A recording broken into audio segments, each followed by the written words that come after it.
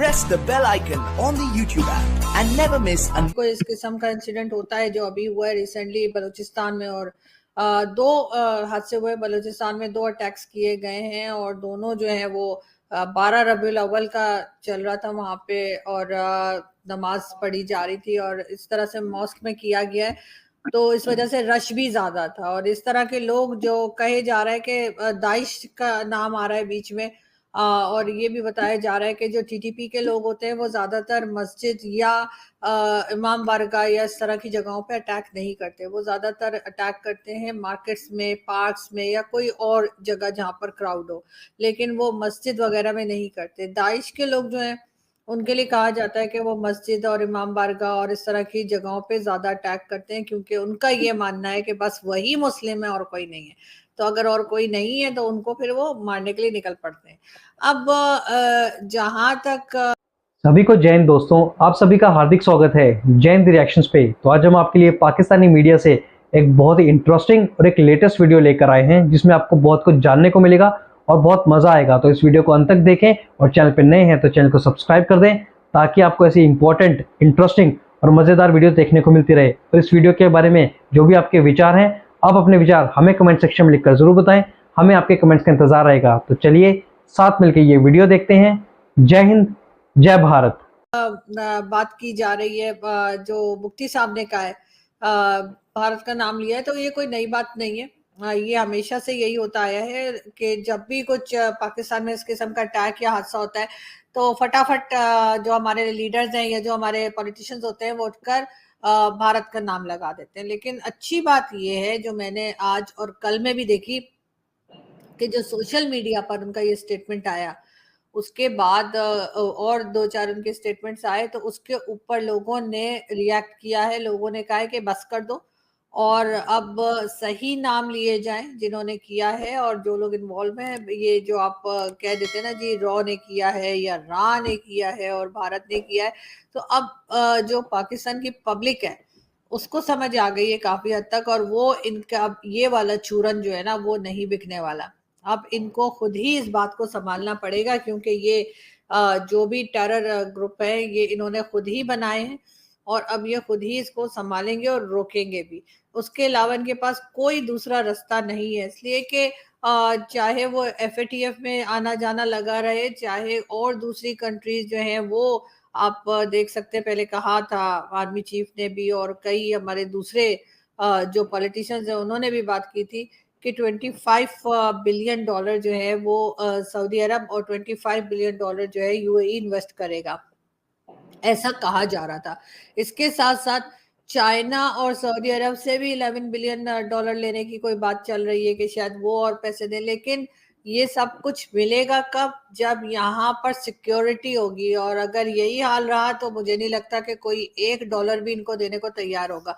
तो अब इन्हें इस चीज के ऊपर काम करना पड़ेगा, इसको रोकना पड़ेगा। ये भारत ने किया है और ये जो है इजराइल ने किया है, और ये रा की साजिश है और ये रॉ की साजिश है, और इस किस्म की जो नौटंकियां चलती है ना पाकिस्तान में, वो अब नहीं चलेंगी। बहुत हो गया, और अब पब्लिक भी काफी स्मार्ट हो गई है थैंक्स टू सोशल मीडिया, कि उसकी वजह से जो है लोगों में काफी अवेयरनेस आई है। अभी भी खैर ऐसा नहीं है कि बहुत से लोग बेवकूफ भी बनते हैं, बहुत से लोग बेवकूफी की बातें भी करते हैं। इससे पहले कि आप बोलेंगे बहुत से लोगों ने ऐसे वैसे कमेंट्स किए, मैं ये बता दूं कि कंप्लीटली पूरा पाकिस्तान जो है उसका तो माइंड नहीं चेंज हुआ है, लेकिन बहुत से लोगों को समझ आ गई है, जो कि अच्छी बात है, पॉजिटिव साइन है।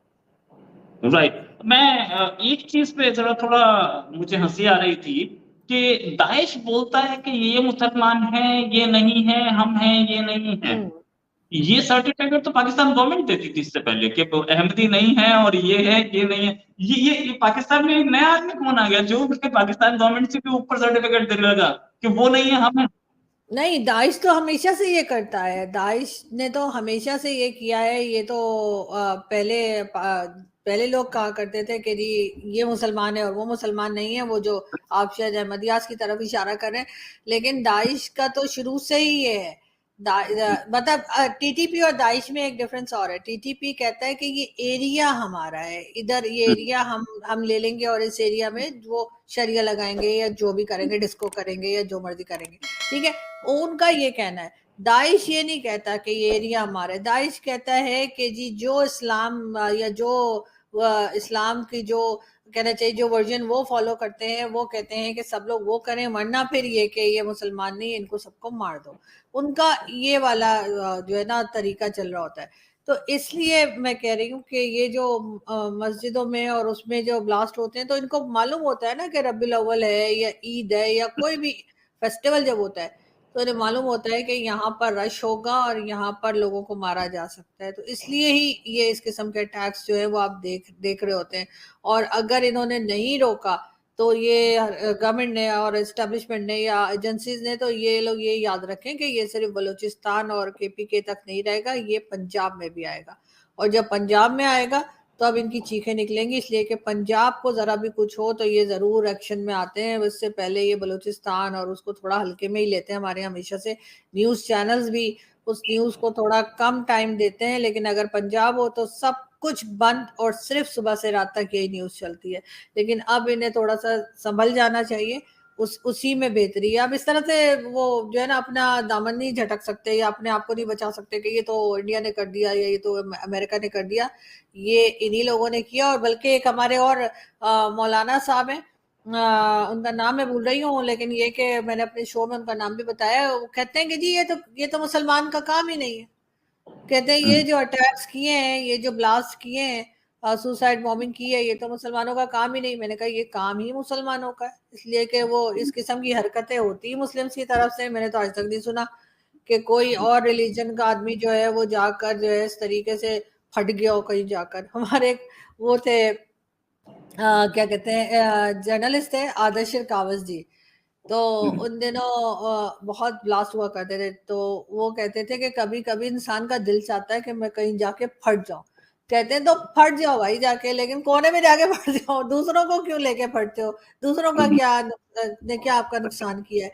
तो लेकिन ये लोग जो है ये इसी तरीके से जो बेचारे मासूम जिन्होंने कोई इनका कुछ नहीं बिगाड़ा उनको जाके मारते हैं, और उसके बाद इनका ख्याल होता है कि वाह बहुत कोई नेक काम कर रहे हैं और इनको बड़ा कोई फायदा होगा। लेकिन अगर पाकिस्तान की एजेंसीज और पाकिस्तान की फौज और ये पॉलिटिशियन समेत, क्योंकि सब इन्वॉल्व है ना, आप सिर्फ एजेंसी सिर्फ फौज को भी नहीं कह सकते जब तक ये पॉलिटिशियन बीच में ना आए, और इसलिए सारे मिलकर ये सारा काम करते हैं। तो इनको चाहिए कि ये स्ट्रिक्टली इस चीज के ऊपर काम करें और इस तरह के लोगों को पकड़ें और साथ ही साथ इस चीज को रोकें, वरना ये चीज पूरी कंट्री में फैलते हुए ज्यादा वक्त नहीं लगेगा।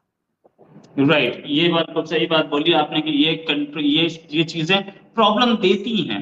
अच्छा, एक खबर और है हाल में जिसके बाद मुझे फक्र हुआ कि मेरा नेबरिंग कंट्री ऐसा है जिसके भिखारी बाय एयर जाते हैं यूएई और वहां पे भीख मांग के आते हैं। 90% एक्सपोर्ट पाकिस्तान भिखारियों का करता है। 90% भिखारी जो है वहां पे भिखारी जो है यूएई में वो पाकिस्तानी है। ये किस तरीके की भीख है भाई? बाय एयर जाता है आदमी? पाकिस्तान की गवर्नमेंट नहीं भेज रही होती, लोग खुद जा रहे होते हैं। और हो सकता है ये लोगों ने अपना प्रोफेशन बना लिया हो, जब कंट्री के प्रेसिडेंट और आर्मी चीफ और प्राइम मिनिस्टर जाकर भीख मांग सकते हैं, लोन मांग सकते हैं, तो आम पब्लिक ने भी फिर यही रास्ता देख लिया होगा, क्योंकि यहाँ पर लोगों के पास जॉब्स भी नहीं है। अगर कोई आप ये समझे कि लोग भीख मांग रहे हैं बहुत ज्यादा, घर से बाहर अगर निकलें किसी मार्केट में जाएं या कहीं, तो वहां पे आपको पहले से बहुत ज्यादा लोग ऐसे मिलेंगे जो कुछ ना कुछ मांग रहे होते हैं। कोई कहेगा मेडिसिन दिला दो, कोई पैसे मांग रहा होगा, कोई कहेगा राशन दिला दो। ऐसे लोग बहुत मिलते हैं मुझे। तो इस किस्म के लोगों की तादाद जो है ना बहुत ज्यादा बढ़ गई है पिछले 4-5 साल में। और उसमें से बहुत से लोग ऐसे हैं जो शायद पहले ये सब कुछ ना करते हो, लेकिन अब लोगों के पास जॉब्स नहीं है और लोग बहुत ज्यादा परेशान है। लेकिन ये जो गल्फ में जाके भीख मांगने का तरीका है, ये हो सकता है पहले भी हो और अभी डिस्कवर अभी किया हो सऊदी गवर्नमेंट ने और इस तरह से पकड़ा हो। बिल्कुल निकालना चाहिए ऐसे लोगों को, लेकिन ऐसे लोगों को निकालें, लेकिन उसके साथ जो बड़े बड़े लोग आते हैं उनको भी निकालें ना। उनको भी कहें कि जाओ काम करो, जाके अपनी कंट्री में कुछ बनाओ, अपनी कोई ट्रेड खोलो, अपने लिए खुद कोई सामान तैयार करो, लोगों को यानी दूसरी कंट्रीज को वो सामान दो, किसी तरीके से अपनी कंट्री को खुद चलाओ। तो शायद पाकिस्तान के जो करता धरता है या जो पाकिस्तान के पॉलिसी मेकर्स है, शायद वो फिर कुछ काम करने लग जाएं और ये जो बार बार हम देखते हैं कि कभी चाइना के पास जा रहे हैं, कभी सऊदी अरब के पास जा रहे हैं, कभी IMF के पास जा रहे हैं, शायद वो चीजें कम हो जाएं, वो चक्कर कम हो जाएं। आज भी बताया जा रहा था कि IMF की सारी शर्तें पूरी कर दी हैं। आप IMF की शर्तें पूरी कर रहे हैं, लेकिन आप ये भी तो देखें कि उसके बाद क्या होगा। जब वो पैसा खत्म हो जाएगा फिर ये कहेंगे अगले प्रोग्राम में जाना है, यही चलता रहेगा। तो जाहिर है इन लोगों को जैसे निकाला है ना सऊदी अरब ने और दूसरी कंट्रीज ने निकाला है पाकिस्तानियों को, तो इसी तरीके से इनको चाहिए कि जिस वक्त यहाँ के लीडर्स या यहाँ के जो लोग मुल्क को चला रहे हैं, जब वो पैसा मांगने जाते हैं उनको भी इसी तरीके से निकालें अपनी कंट्री से एक पैसा दिए बगैर, तभी ये सुधरेंगे। उसके बगैर कुछ नहीं हो सकता इनका। राइट। अच्छा, एक चीज और कि वो जितने लोग यहाँ से पाकिस्तान से भीख मांगने जा रहे थे बाहर, उन सबको डिपोर्ट किया गया और उनमें से कोई भी अपने। दोस्तों आशा करता हूँ कि वीडियो को आपने अंत तक देखा होगा और ये वीडियो आपको बहुत पसंद आई होगी। अगर वीडियो आपको पसंद आई है तो इसे लाइक और शेयर जरूर कर दें और आप अपने विचार हमें कमेंट सेक्शन में लिखकर जरूर बताएं। और एक बार फिर चैनल पर नए हैं तो चैनल को सब्सक्राइब कर दें ताकि हम आपके लिए ऐसी लेटेस्ट इंटरेस्टिंग और मज़ेदार वीडियोस लाते रहें। तो चलिए फिर मिलेंगे ऐसी ही किसी मज़ेदार वीडियो में, तब तक अपना ध्यान रखिए। जय हिंद, जय भारत।